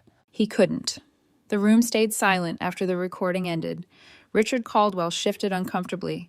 Another board member whispered under his breath. Edith continued. There are also documented communications between you, Mr. Hunter, and Mr. Caldwell discussing internal transition planning for this company. Marcus finally spoke. This is taken out of context. Edith tilted her head slightly. For 4 months, that landed. Savannah looked between them now, slowly realizing she was not in a romantic triangle. She was in a corporate collapse. Edith turned a page in her file. Emails suggest you've described me as emotionally unstable and professionally disengaged. Marcus's jaw tightened. I never said unstable. Lauren lifted a printed email. Actually, she said calmly, you did. Marcus didn't look at it. He already knew. Savannah whispered almost to herself, you said she was stepping down. Marcus turned toward her quickly. That's not what I said. But it was too late. Because now Savannah was reading everything differently. Every promise Marcus had made her suddenly looked less like love, more like strategy. Edith watched it all quietly, not enjoying it, not rushing it, just allowing truth to surface without interference. Savannah's voice dropped. You told me I'd be part of leadership here. Marcus stiffened. That was the plan. Edith spoke for the first time in minutes. No, she corrected softly. That was your plan. The room went still again.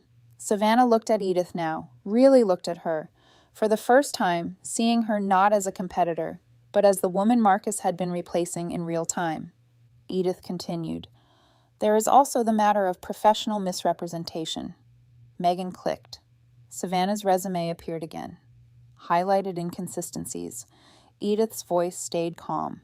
Several of your listed achievements cannot be verified. Some belong to other individuals entirely. Savannah's lips parted. That's not, Lauren interrupted gently.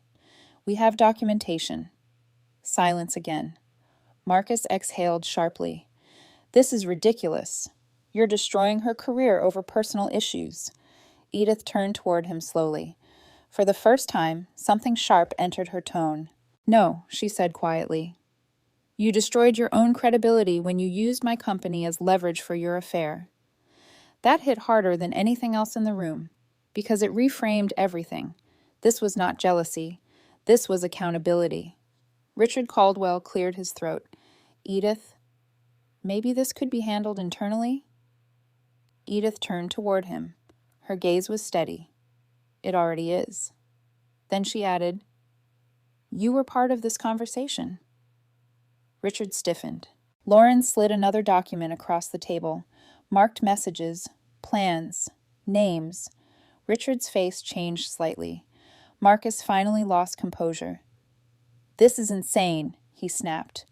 You're humiliating people over emotions. No. Edith cut in sharply now. The room froze. Her voice wasn't loud, but it carried weight. I'm correcting a narrative you built around my collapse. Marcus stared at her, something between anger and disbelief. Savannah stepped back slightly. I didn't know she started. Edith looked at her. I know. That was the difference. No cruelty, just truth. Savannah swallowed hard. Marcus tried again. You're making this personal. Edith laughed once. Soft, empty. You made it personal when you brought my marriage into my company. Silence. Then Edith placed both hands on the table, leaning slightly forward. Controlled. Final. This company will not be restructured based on deception affairs or emotional manipulation. She looked at Savannah. You are no longer under consideration for any role here. Then Marcus. And you will no longer be involved in any internal or external representation of Hunter and Vale. Marcus's face tightened. You can't just erase me. Edith held his gaze. I didn't erase you, she said quietly. You did that when you decided I was replaceable. A long silence followed. No one spoke. No one interrupted. Even Marcus didn't move. Because suddenly there was nothing left for him to argue against. Only consequences. Savannah looked at Marcus one last time, not angry now, not emotional, just finished. Then she walked out. No dramatic exit, just distance. Richard followed shortly after, unable to meet Edith's eyes. One by one the board members left, until only 3 people remained. Edith, Marcus, Lauren. Marcus finally spoke again, quieter now. This is about her, he said. It's always been about her. Edith shook her head slightly. No, she replied. It was about me finally seeing you clearly. Marcus swallowed. For the first time, no comeback formed. Lauren stood. This meeting is over, she said calmly. Marcus didn't move. Edith turned away first. Not because she was weak, because she was done.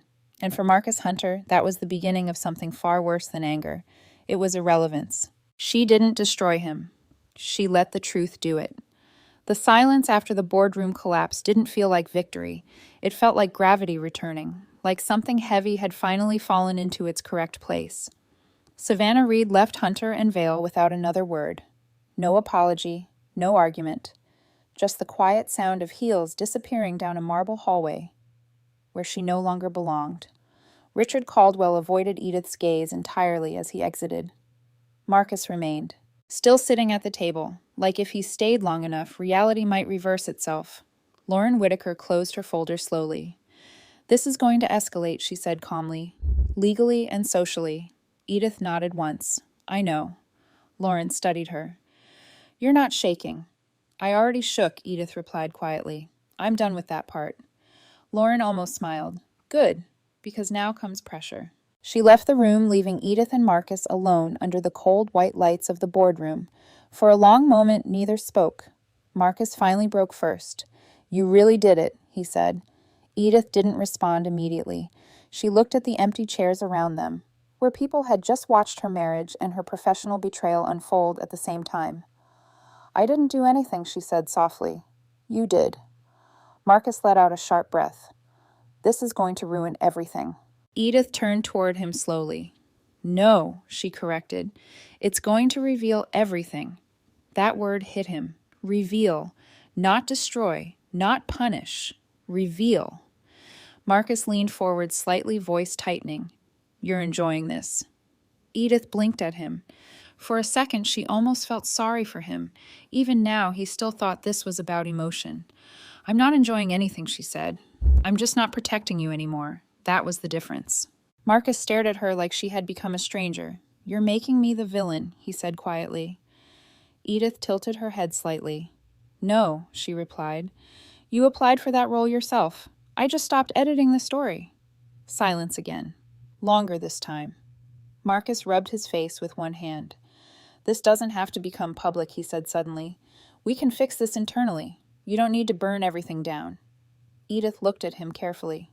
Burn everything down, she repeated softly. Marcus nodded quickly. We can control this. You don't need scandal. I don't need humiliation. Savannah is gone. We can... Stop! Edith interrupted. Her voice was calm, but final. Marcus froze.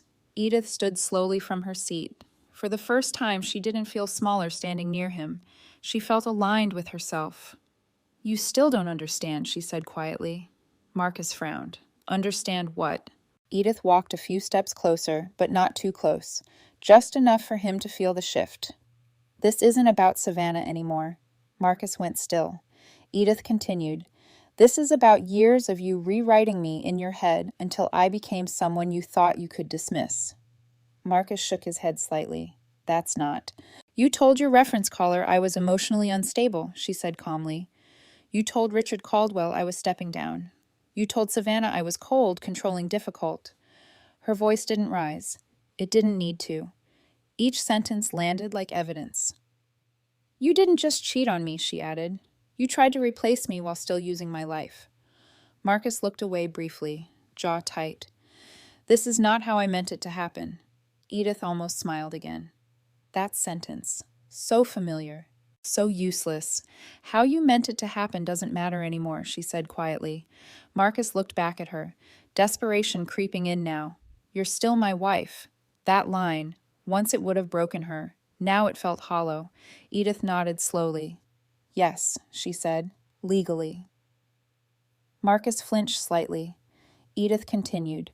"But emotionally," she added, "you lost me long before today." Silence dropped again. He opened his mouth, then closed it. For the first time, Marcus Hunter had nothing polished to say. No charm, no deflection, no narrative, just consequence. Edith picked up her folder from the table. Lauren was right. This wasn't destruction. This was exposure. "You should go home," Edith said quietly. Marcus looked up sharply. To what Edith met his eyes. "To your version of the story," she replied. "I'm sure it still makes you feel like the hero." That landed. Hard. Marcus stood slowly.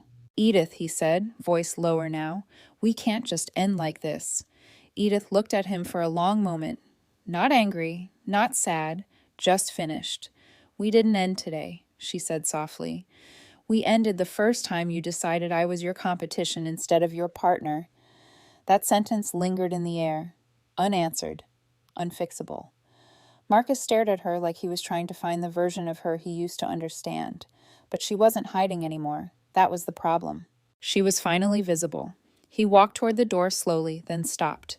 Without turning around, he said, "You're going to regret this." Edith didn't hesitate. "No," she replied calmly. "I'm not." Marcus left. The door closed behind him with a soft click, and for the first time in years, Edith Hunter sat in silence that didn't belong to anyone else's expectations, just hers. A few minutes later, Megan entered quietly. She looked at the empty room, then at Edith. "Board reaction is mixed," Megan said carefully, "but nobody is questioning your authority." Edith nodded once. "Good."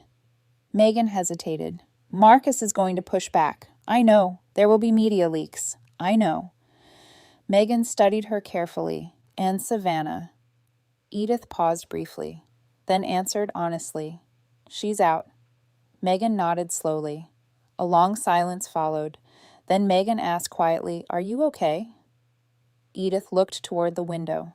Chicago stretched out below them, busy, unaware, still moving. "I don't know yet," she said softly. Then after a pause, "But I will be." Megan exhaled slowly. "That's the first time you've said that without doubt." Edith almost smiled, because it was true. Later that evening, Edith stayed alone in her office long after everyone left. The city lights flickered on outside like distant stars. Her phone buzzed once. "Marcus." She didn't answer. It buzzed again, then stopped. A minute later, a message appeared.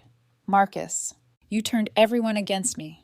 Edith stared at it for a long time, then typed slowly. "Edith, no. You did that when you stopped seeing me as a person." She didn't wait for a response. She locked her phone. And for the first time in years, Edith Hunter didn't feel like she was holding a marriage together. She felt like she was finally stepping out of its shadow. The house where she disappeared. The house didn't feel like home anymore. It felt like a carefully preserved version of a life that had already ended. Edith stood in the foyer, holding a small suitcase, while silence stretched through the wide marble space like a living thing. Every surface still looked perfect. Polished, expensive, intentional, and completely chose. Marcus wasn't home. That made it easier. Or maybe harder. Edith wasn't sure yet. She walked slowly through the hallway, her footsteps echoing faintly. The framed photos on the wall still showed a version of her life that no longer existed. Smiling at galas, standing beside Marcus at charity events, holding champagne like everything was fine. She stopped in front of one photo, a Christmas dinner, Marcus's arm around her shoulders, Patricia Hunter smiling at the head of the table like a queen approving her kingdom. Everyone looked happy. Everyone looked convinced. Edith touched the frame lightly. It felt like touching someone else's memory. Upstairs, she moved through the bedroom slowly. Marcus's side of the closet was half empty already. He had started emotionally leaving long before physically leaving became necessary. That was the thing about men like Marcus. They didn't leave all at once. They withdrew in stages until absence felt normal. Edith opened a drawer. Empty. Another. Empty. Then she found it. A small box tucked behind old documents. Inside were things she had forgotten she still kept. Movie tickets, a dried flower, a bracelet Marcus gave her in the early years when he still believed admiration was love. She closed the box gently. Not because it hurt, because it didn't anymore. That was new. Downstairs, the front door opened suddenly. Edith didn't move. Footsteps entered the house. Familiar. Heavy. Marcus. Of course. He stopped when he saw her suitcase in the hallway. "You're leaving?" he asked. Not surprised. Just confirming. Edith slowly came down the stairs. Yes. Marcus laughed once short and disbelieving. After everything today, Edith placed the suitcase down calmly.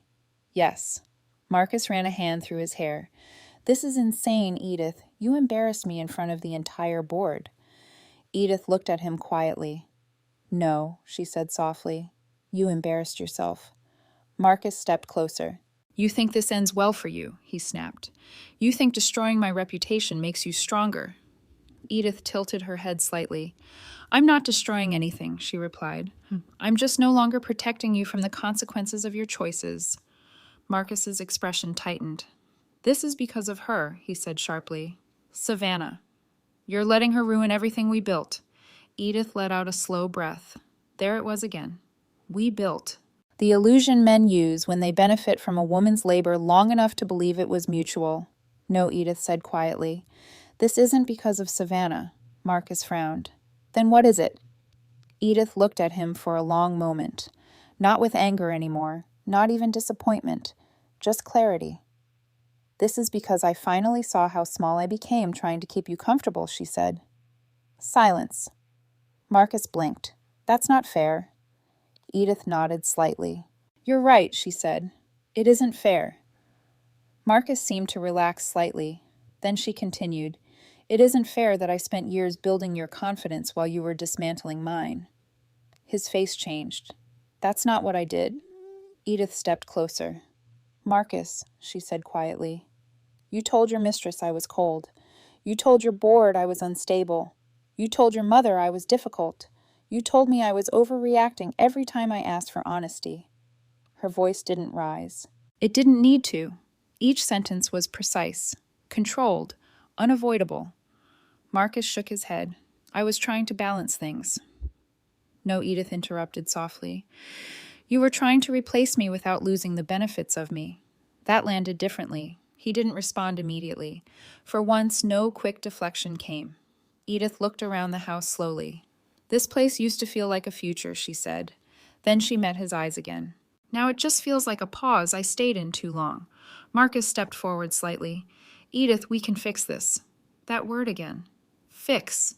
As if betrayal was a broken object instead of a decision. Edith shook her head once. "No." Marcus froze.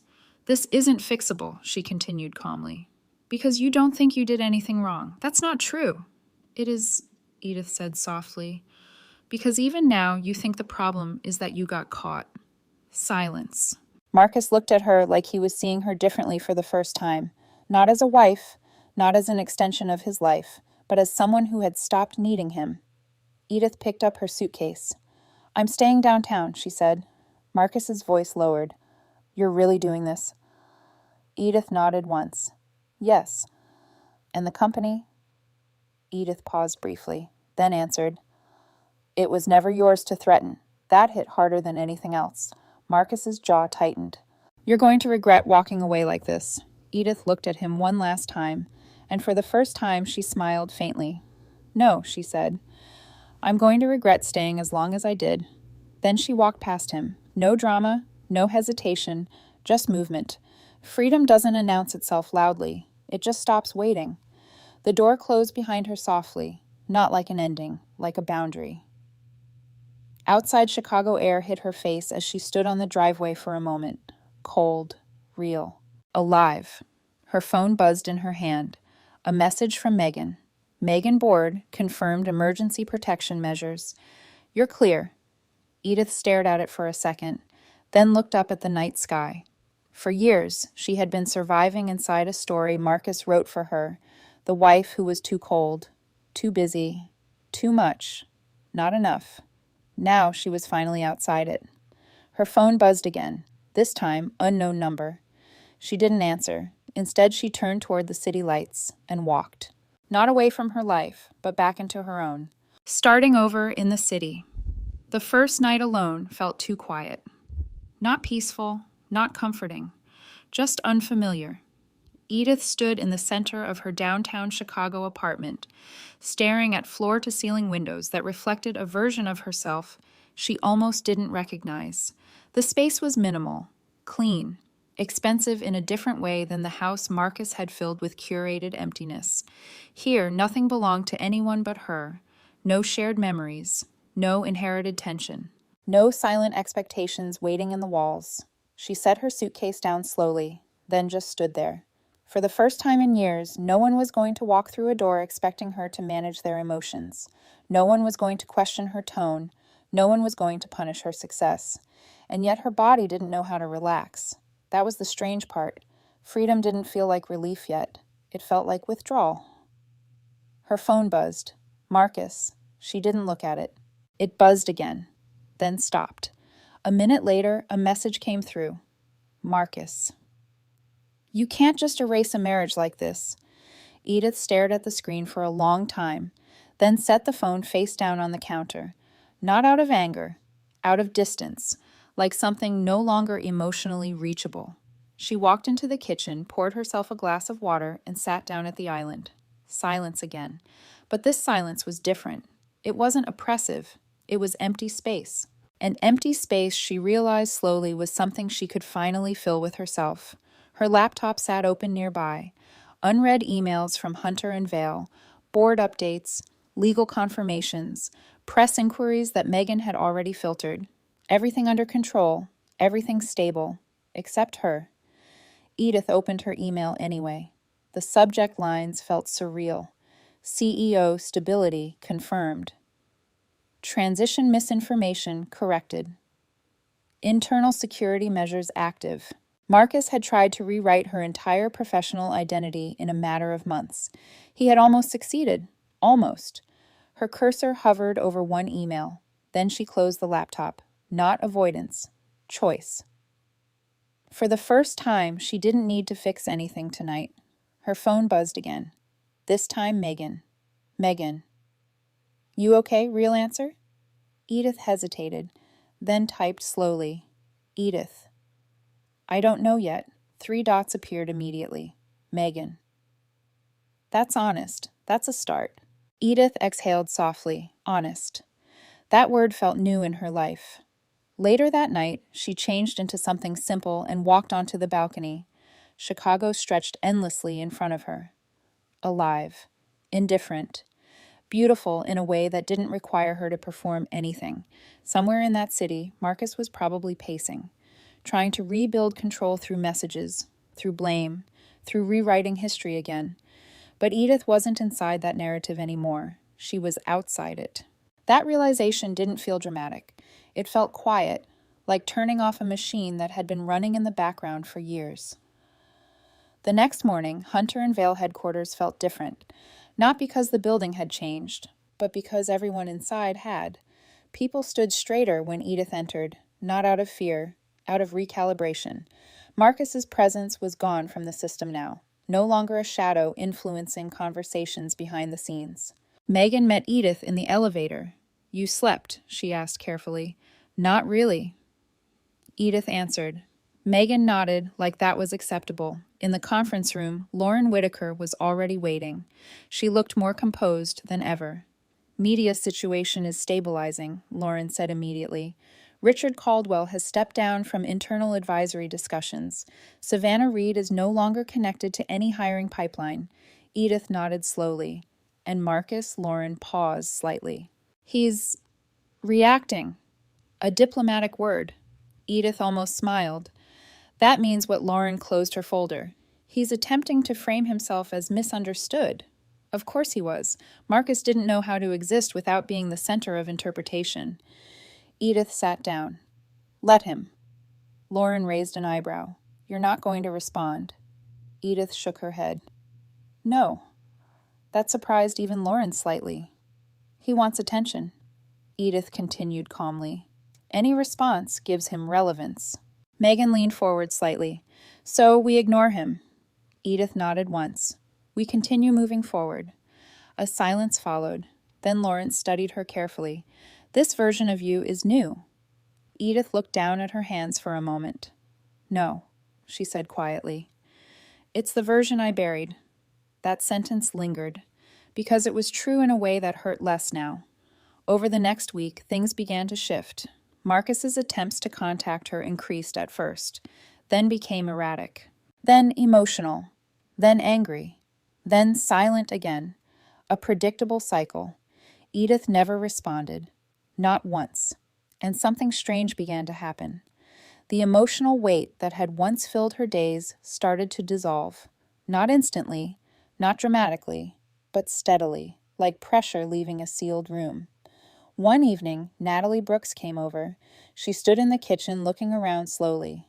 "This place suits you," Natalie said softly. Edith handed her a glass of wine. "I'm still getting used to it." Natalie leaned against the counter. "You know," she said carefully, "I always thought you were going to leave him eventually." Edith looked at her. "Why didn't you say anything?" Natalie smiled faintly. "Because you wouldn't have believed me." That was true. Edith had been too deep inside the story Marcus built. Now she could see it from the outside, and it looked smaller, much smaller. Later that night, Natalie asked the question that had been sitting unspoken for days. "Do you miss him?" Edith didn't answer immediately. She thought carefully, then shook her head once. "No," she said honestly. "I miss who I was trying to be before I started shrinking." Natalie nodded slowly. "That sounds like progress." Edith almost smiled. It did. A few days later, Hunter and Vale hosted a leadership event for emerging female executives. Edith stood behind the podium. Bright lights. Large audience. Professional silence waiting for her to speak. She adjusted the microphone once, then looked up. "I used to think strength meant endurance," she began. The room stayed quiet. "I thought being able to tolerate emotional neglect was maturity." A pause. But I was wrong. Her voice stayed steady. "I wasn't strong. I was conditioned." A soft shift in the audience. "You don't lose yourself in one moment," she continued. "You lose yourself in the decisions you keep making to avoid conflict." Edith scanned the room. "This is what I want to say clearly," she added. "Kindness is not weakness." A pause. "But kindness without boundaries becomes self-erasure." Silence again. "And self-erasure always looks like love from the inside of it." That line landed differently, heavier, real. When she stepped away from the podium, there was no applause yet, just quiet understanding. And for the first time, Edith didn't feel like she was surviving her life. She felt like she was living it. Later that night, she stood alone again in her apartment, Chicago glowing outside like a world that no longer owned her. Her phone buzzed one last time, unknown number. She didn't open it. Instead, she set it down and turned away. Because some endings don't need closure, they just need distance, and Edith Hunter had finally learned the difference. The kindness she no longer gives away. The message from Savannah Reed arrived on a Tuesday morning.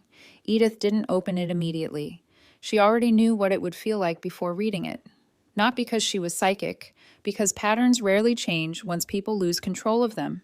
She sat at her kitchen island in silence for a full minute before finally tapping the notification. Savannah. I need to talk to you, not as your employee, not as Marcus's anything. Just as a woman who made a mistake. Edith stared at the screen. No immediate reaction. No emotional spike. Just recognition. The cycle had reached its next stage. Regret.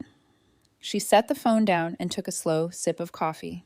Across the glass windows, Chicago moved like nothing had happened in her life. Cars, people, conversations, all continuing without pause for her personal collapse and reconstruction. A knock came at her apartment door 2 hours later. Edith already knew who it was. When she opened it, Savannah Reed stood there without the confidence she once wore like armor. No designer coat, no polished smile, just a woman who looked slightly smaller than the version Edith remembered. "Thank you for seeing me," Savannah said quietly. Edith stepped aside. "Sit," she replied simply. Savannah entered cautiously, as if expecting judgment in the air itself.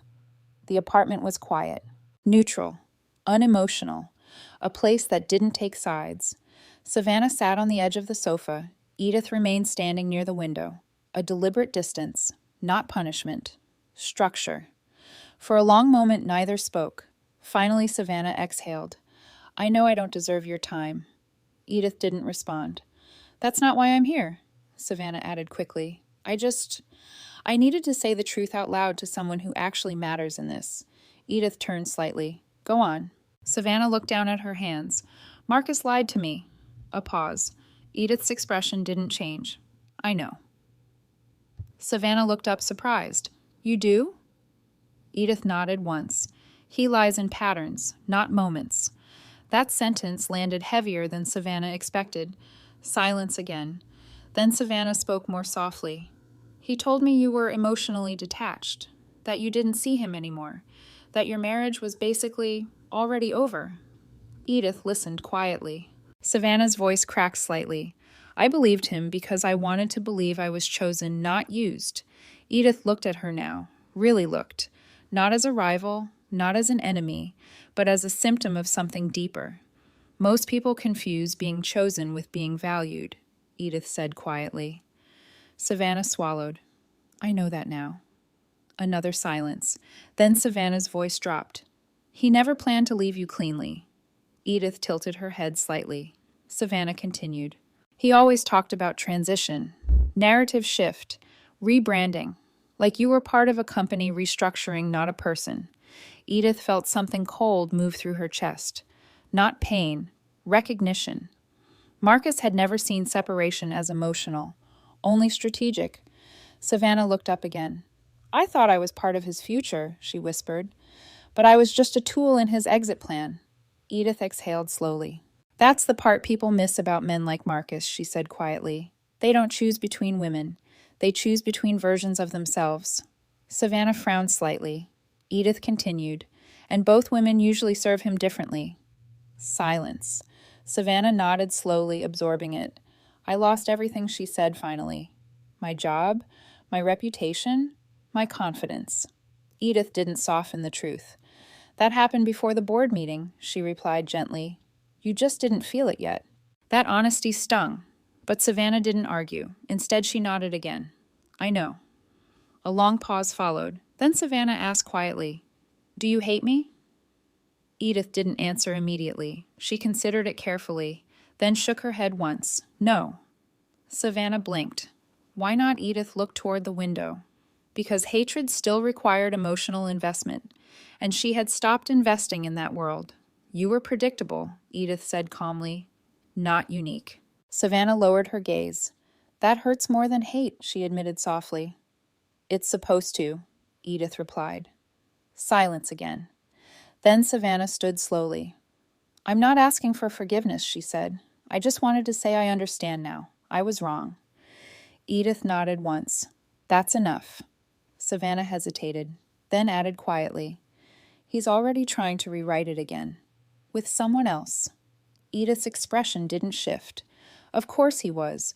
Men like Marcus didn't lose patterns. They just changed targets. "Then let him," Edith said calmly. Savannah frowned slightly. "You're not going to warn her?" Edith looked at her. "No." "Why?" Because women don't heal by being saved from repetition, Edith said quietly. They heal by recognizing it themselves. Savannah absorbed that slowly, then nodded. For the first time, she looked genuinely tired. Thank you for not humiliating me, she said. Edith paused, then replied simply, I didn't need to. Savannah gave a small, almost broken laugh. That might be worse. Edith didn't disagree. When Savannah left, the apartment felt quieter than before. Not emptier, just final. That evening, Natalie came over again. She brought food this time. They ate in silence for a while before Natalie spoke. You handled that better than I would have. Edith shrugged slightly. There wasn't anything to handle. Natalie studied her carefully. That's not true, she said. There used to be a version of you who would have tried to fix her. Edith looked down at her plate. I was tired of fixing people who only broke things in return. Natalie nodded slowly. Fair. A pause. Then Natalie added carefully, Do you think Marcus will ever understand what he lost? Edith leaned back in her chair slightly. She thought about it, not emotionally, logically, then answered, Eventually. Natalie frowned. That doesn't feel satisfying. Edith smiled faintly. It isn't supposed to be. Later that night, Edith stood alone on her balcony again. Chicago stretched endlessly beneath her. Alive, indifferent, unconcerned with personal endings. Her phone buzzed once. Marcus. She looked at it, then didn't open it. Another buzz, then silence. She set the phone down on the table and turned toward the city instead, because something had shifted permanently now, not her circumstances. Not even her past, but her participation in it. She was no longer inside the story Marcus told about her. She was outside it. And from here, everything looked different. Smaller, quieter, clearer. Edith took a slow breath, and for the first time, she didn't feel like someone recovering from betrayal. She felt like someone who had finally stopped negotiating with it. The woman he lost. The divorce hearing took place on a Thursday morning. No dramatic weather, no cinematic rain, just a pale winter sun over Chicago and a courthouse that smelled like paper metal and endings people tried not to look directly at. Edith Hunter arrived 10 minutes early. Lauren Whitaker was already inside the courtroom, seated with a calmness that made everything feel slightly more controlled. Marcus arrived 3 minutes before the hearing began. He looked different. Not ruined, not broken, just reduced. The confidence that once filled every room he entered now felt like something he was still trying to remember how to wear. Savannah was not there. That absence said more than her presence ever could have. The judge called the case. Routine, clean, quiet, no theatrics, no witnesses, just documents and decisions. Marcus spoke first as expected. He tried to frame everything carefully. Misunderstanding, emotional distance, mutual breakdown. Words designed to soften responsibility without fully admitting it. Edith didn't interrupt. She didn't need to, because the truth had already been documented long before this room. Lauren placed the post-nuptial agreement on the table. The judge reviewed it briefly, then again more slowly. Marcus shifted in his seat, just once, but Edith noticed. That was new too, the realization that she now saw everything he tried to hide. When it was Edith's turn, she said very little. Only what was necessary. No emotional appeals, no recounting of pain, just structure, facts, clarity. I am not requesting anything beyond what is already legally defined in our agreement, she said calmly. The judge nodded. Marcus exhaled slightly like he had been bracing for a storm that never came. That was when it hit him. Edith wasn't here to fight him. She was here to finalize him. The paperwork moved forward quickly after that. Property allocations confirmed. Corporate protections reaffirmed. Financial independence maintained. Everything Marcus had once assumed would always remain negotiable was now permanently closed. Final. Unappealable. At one point, Marcus leaned slightly toward Lauren. This is really necessary, he asked quietly. Lauren didn't even look at him. Yes, one word. Enough said. When it ended, the judge gave a brief closing statement. Standard language, mutual dissolution, no further obligations, case closed. But nothing about Marcus's expression looked closed. Edith stood first. She gathered her documents calmly like she was leaving a meeting instead of dismantling a decade of her life. Marcus stayed seated, for a second too long. Then he stood as well, not following her, just reacting. Edith walked toward the exit. Lauren followed. Marcus didn't call out immediately. That hesitation mattered more than anything he could have said, but just as Edith reached the door, he spoke. Edith. Her name sounded strange in his voice now, like something he hadn't used correctly in a long time. She stopped, didn't turn around. Marcus stepped forward slightly. I didn't think it would end like this. Edith finally turned. Not fully, just enough. That was your first mistake, she said quietly. Marcus frowned. But you assumed there was only one ending. Silence. The hallway outside the courtroom was too bright, too ordinary. People passed them without knowing anything had just ended between two strangers who used to know everything about each other. Marcus lowered his voice. I loved you. Edith looked at him for a long moment. Not angry, not emotional, just clear. No, she said gently. You loved what I built for you to stand beside. Marcus flinched. That's not fair. Edith nodded slightly. You're right. A pause. Then she added, It's not fair. It's just accurate. That landed harder than any accusation would have. Marcus swallowed. You really don't feel anything, Edith considered the question honestly. Then answered, I feel like I stopped waiting for you to become someone who saw me. Silence again. Longer this time. Marcus looked like he wanted to say something else. Apology, explanation, defense. But none of it formed properly anymore, because the version of Edith who used to receive those things had already left. Lauren touched Edith's arm lightly. We should go. Edith nodded. Before turning away completely, she looked at Marcus one last time. Not for closure, not for emotion, just acknowledgement. You didn't destroy me, she said quietly. You just delayed me. Then she walked out. Outside the courthouse, the air was cold but clean. Edith paused on the steps for a moment. Chicago stretched out in front of her. Unmoving, unbothered, still alive. Lauren stood beside her. You okay? She asked. Edith thought about it, then nodded once. Yes. Lauren raised an eyebrow slightly. That sounded certain. Edith looked out at the city. It is. A pause. Then Lauren added, What about him? Edith didn't need to ask who. Marcus existed now in a different category of thought. Not enemy, not partner, not even history that needed revisiting. Just consequence. I don't think about him the same way anymore, Edith said. Lauren nodded slowly. That's usually what healing sounds like. They walked toward the car together. Behind them, Marcus remained inside the courthouse for a while longer, alone. Not because he was abandoned, but because for the first time there was no narrative left where he mattered in the same way. Weeks passed, then months. Life didn't explode, it reorganized. Hunter and Vale continued to grow, now fully stabilized under Edith's uncompromised leadership. Meetings no longer carried hidden tension.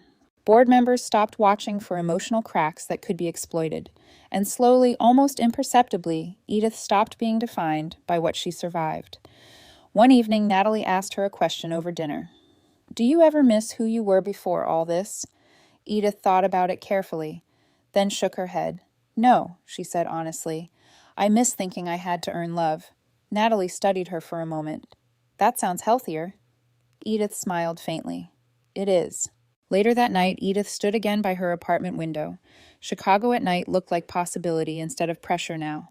Her phone buzzed once. Unknown number. She didn't check it. She didn't need to. Because whatever it was, it no longer defined her response. She placed the phone down and looked out at the city that had witnessed every version of her collapse and reconstruction, then quietly said to herself, I choose me. And for the first time in years, there was no one inside her life trying to argue with that decision. In the end, Edith Hunter's story was never really about betrayal. It was about recognition. The painful moment when love stops being confusing and starts becoming clear. Marcus didn't change overnight. He simply revealed who he had been all along. And Savannah was never the cause of the collapse, but a reflection of a deeper truth Edith had been avoiding for years. When someone benefits from your silence, they will often call it love. What hurt Edith the most was not the affair, not even the lies. It was the slow rewriting of her identity. The way her strength became coldness. The way her success became distance.